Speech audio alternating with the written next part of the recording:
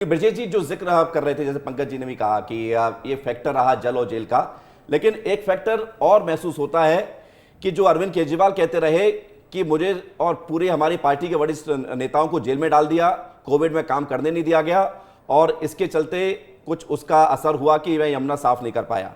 क्या वो भी एक रणनीति का हिस्सा थी कि 5 साल अरविंद केजरीवाल को पार्टी को काम ना करने दिया जाए और उसका नतीजा फिर जो अब आप और हम देख रहे हैं, जिस पर चर्चा कर रहे हैं आज, विधानसभा चुनाव के परिणाम, वो दिख रहा है उसका इंपैक्ट?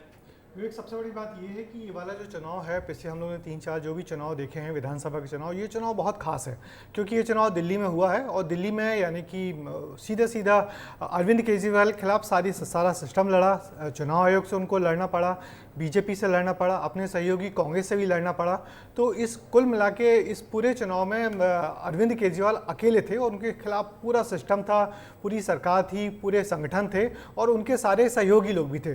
तो ये चुनाव आम आदमी पार्टी के लिए बहुत ही टफ था और जैसा कि पंकज जी ने कहा कि ये दरअसल आम आदमी पार्टी यानी कि केजरीवाल हो गए थे, तो बीजेपी के लिए बहुत आसान हो गया था कि सिर्फ केजरीवाल को टारगेट करिए और पूरे आम आदमी पार्टी को ध्वस्त कर दीजिए। तो ऐसी कोशिशें लगातार कई बार हुई। तो आम आदमी पार्टी इस समय अपने अस्तित्व की लड़ाई लड़ रही है, मगर फिर भी अभी रुझान है, हमको देखना होगा कि जनता ने रिजल्ट क्या दिए हैं, क्योंकि हर बार ऐसी लड़ाई आम आदमी पार्टी ने लड़ी है, मगर इस बार लड़ाई बहुत डिफरेंट थी। दूसरी बात, बीजेपी चुनाव जीतना सीख गई है, बीजेपी चुनाव लड़ना सीख गई है और बीजेपी ने इस चुनाव को बिल्कुल वैसा ही लड़ा जैसा हमारे मध्य प्रदेश में लड़ा था, जैसा महाराष्ट्र में लड़ा था और जैसा हरियाणा में लड़ा था। देखते देखते हारा हुआ चुनाव बीजेपी इस अंदाज में पलटती है कि देखते ही बनता है। बीजेपी के नेताओं का कहना है कि आप लोग जो समझते हैं कि हम चुनाव में 1 महीने पहले 2 महीने पहले होता, तो ऐसा नहीं है। अभी मैंने जो अपनी किताब लिखी उसमें जब बीजेपी के बड़े बड़े रणनीतिकारों से मुलाकात हुई तो उन्होंने यही कहा कि हमारा चुनाव 1 साल 2 साल पहले शुरू हो जाता है और सबसे बड़ी बात, वो जो मतदाता सूची पे काम करते हैं तो उनको मतदाता सूची रट जाती है।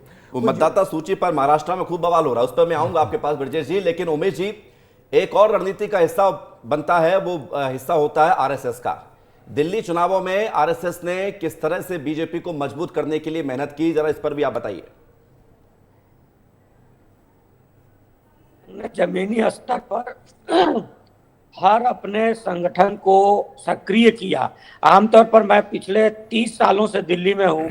दिल्ली के विधानसभा चुनाव में राष्ट्रीय स्वयंसेवक संघ की सक्रियता नहीं रहती है, लेकिन इस बार राष्ट्रीय स्वयंसेवक संघ ने अपनी सक्रियता दिखाई और उसने भारतीय जनता पार्टी ने भी उनके साथ तालमेल रखा। तो ये निश्चित तौर पर आप देखेंगे, कम से कम मुझे लगता है कि 50,000 से ज्यादा बैठकें हुई होंगी जमीनी स्तर पर। और दूसरी बात यह है कि सिर्फ अरविंद केजरीवाल को टारगेट नहीं किया गया, तो आम आदमी पार्टी की जितनी खामियां थी उसको एक एक जगह पर, एक एक बिंदु पर उभारा गया। और इस पूरी चर्चा में हम लोग इस बात को भुला दे रहे हैं कि अरविंद केजरीवाल एक वैकल्पिक राजनीति लेकर के आए थे, जिन्होंने ये कहा था कि हम गाड़ी नहीं लेंगे, बंगला नहीं लेंगे। तो ऐसे में शीश महल बनाना बहुत बड़ा एक मुद्दा दे दिया उन्होंने भारतीय जनता पार्टी को। दूसरी बात एक और हुई कि अरविंद केजरीवाल की पढ़े लिखे वर्ग की महिलाओं में अच्छी पकड़ थी, बाकी निचले तबके की महिलाओं में भी रही है, लेकिन पढ़े लिखे ये फैक्टर आपने बताए हैं। लेकिन पंकज जी, सवाल इस बात को लेकर है कि हम ये देख रहे हैं कि अरविंद केजरीवाल ही नहीं, आतिशी सिंह भी, मनीष सिसोदिया भी, बड़े बड़े बिग फेसेस, चाहे अवध ओझा भी खुद ले लीजिए, वो भी पहली बार चुनाव लड़ रहे हैं और एक मतलब सोशल मीडिया पर हर रील्स में, दूसरी रील्स में वो नजर आ जाते हैं। ये सब पीछे हैं, सब पीछे हैं। क्या इसके पीछे फैक्टर है? देखिए, फैक्टर सबसे बड़ा यही है कि आप जब दिल्ली को देश से एक अलग राज्य बनाने की कोशिश करते हैं और एक मॉडल लाते हैं, वो ठीक है, मॉडल 1 आध साल चलता है, लेकिन आप ये बताते हैं कि हम केंद्र की योजनाएं लागू नहीं करेंगे, आप आयुष्मान जैसी योजनाएं दिल्ली में लागू नहीं होगी, तो क्या होता है कि एक बड़े पैमाने पर लोगों को लगता है कि हमें जो सुविधाएं केंद्र से मिल रही है दिल्ली में बैठे हुए, वो नहीं मिल पा रही है। इसका नुकसान भी होता है। दूसरा, आतिशी को मुख्यमंत्री बनाने को लेकर अरविंद केजरीवाल ने पार्टी में कोई सहमति कभी ली हो, ऐसा कोई दिखाई नहीं देता। आए और एक पर्ची जैसा उन्होंने नाम उछाल दिया और आतिशी मुख्यमंत्री बन जाती है। मनीष सिसोदिया के कार्यकाल को आप देख रहे हैं, जेल के हिसाब से उनकी भी थोड़ी सी दिक्कतें हुई।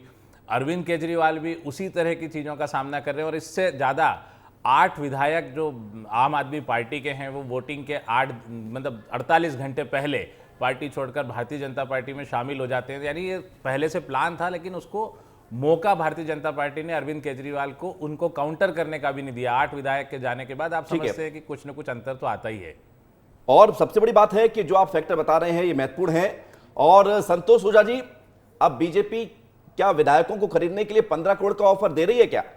कल तो इस पर खूब बवाल मचा, एसीवी भी भेज दी गई, पत्र भी लिख दिया गया एलजी की तरफ से, एलजी के लिए बीजेपी। और बड़ी खबर आ रही है, सीएम आतिशी तीसरे नंबर पर हैं, बड़ी खबर आपको बता रहे हैं संतोष जी, आ रहा हूं मैं आपके पास। 1000 वोटों से पीछे चल रही है आतिशी, बहुत बड़ी खबर है। रमेश भिदोड़ी सबसे आगे चल रहे हैं, बीजेपी के उम्मीदवार आतिशी सिंह के सामने थे। अलका लांबा दूसरे नंबर पर आ गई। अलका लांबा भी कुछ देर पहले आई थी, वो कह रही थी कि जीत हार मैटर नहीं करता, मुद्दे मैटर करते हैं, मुद्दे जरूरी हैं और मुद्दों पर काम होना चाहिए। लेकिन अलका लांबा अगर दूसरे नंबर पर चल रही है, पंकज जी इस पर आपका रिएक्शन? देखिए, जो दिल्ली है अगर आप उसको पुराने हिसाब से देखेंगे तो दिल्ली कांग्रेस का ही गढ़ है, उसमें सबसे बड़ा वोट बैंक कांग्रेस का रहा है। अरविंद केजरीवाल का अपना कोई वोट बैंक नहीं है। अगर अलका लांबा दूसरे नंबर पर चल रही है तो ऐसी कई सीटों पर रुझान आएगा कि कांग्रेस ने बड़े वोट हासिल किए हैं और कांग्रेस की वजह से ही आम आदमी पार्टी हार रही है। आम आदमी पार्टी का पूरा वोट बैंक कांग्रेस का वोट बैंक था, जो अन्ना आंदोलन के बाद आम आदमी पार्टी के पास आया। तो अभी कई सीटों पर आप देखेंगे कि कांग्रेस नंबर 2 पे दिखेगी या बड़ा पार्ट लेगी और उससे आम आदमी पार्टी की हार का एक बड़ा कारण कांग्रेस के वोट ही रिएक्शन ले बनेंगे। लेता हूं संतोष जी का। संतोष जी, कांग्रेस को थैंक यू कहेंगे आप?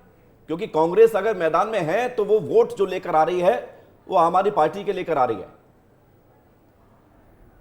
देखिए, कोई इसमें थैंक यू की बात नहीं है। ये दोनों लोग साथ में लड़े थे लोकसभा चुनाव में, तभी आपने परिणाम देखा है। और ये जो पीछे चल रहे हैं, इनके जो बड़े नेता, वो अपने पापों के कारण कर चल रहे हैं। जो इन्होंने झूठे वादे किए, झूठ लोगों को बोला, प्रोपेगेंडा चलाया। और अभी आप 15 करोड़ की बात कर रहे थे, और किस तरीके से इनका झूठ जो है कल टीवी पर दिख गया कि स्वयं के इनके विधायक, स्वयं इनके प्रत्याशी लोगों को फोन कर रहे हैं, मिस कॉल दे रहे हैं, और उनको जो फोन आ रहा है, ये सब आपने टीवी पर देखा होगा। तो ये प्रोपेगेंडा चलाने में, ये अफवाह उड़ाने में अरविंद केजरीवाल का पूरा जीवन इसी में बीता है। और इनके चालों को, इनके धूर्तता को लोगों ने समझ लिया था।